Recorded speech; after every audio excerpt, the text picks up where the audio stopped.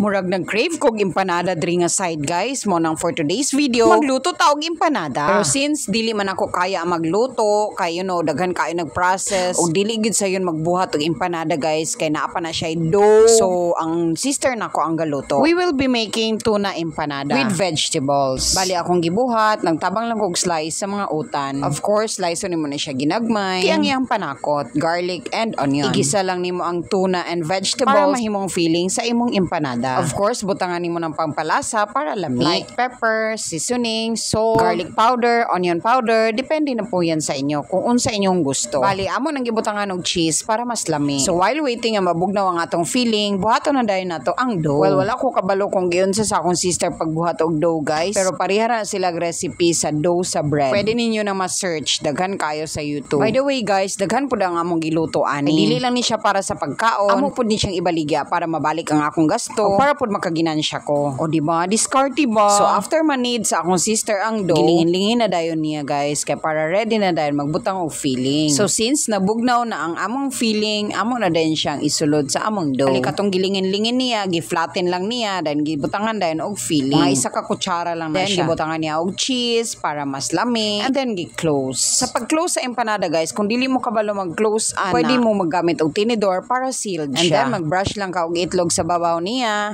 and ready to fry. Nagkuha lang ko og duha ka buok dia guys, kay akong giluto sa air fryer para akong kaunon. Pero ang para for business, gina-fry niya sa oil. Kay daghan bali among baligyan ni guys is 15 pesos each. Lami kayo guys, makabusog jud. Kaya nagkuha na ko og 2 pieces para sa akong kaunon. Giluto na ko siya sa air fryer mga around 25 minutes. And mo na siya ang resulta guys. O diba? Kataka man kaayo oy. Lami jud kay siya tan-aon as in bi atong tilawan be. Ayan, kain tayo guys. Tilawan na nato ang atong giluto nga tuna empanada. Init man kaayo oy. My God, pero balag init. Mo gusto ni jud kay kumukaon kay grabe gid ako pagka-crave ani guys.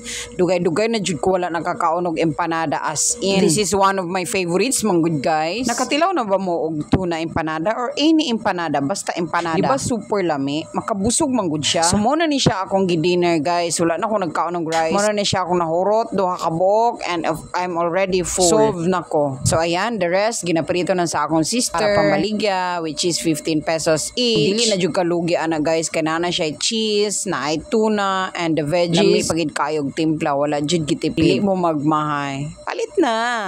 Char. Bitara good sa inyo. Sunod na sad. See you again on my next vlog. BYE. Thank you for watching.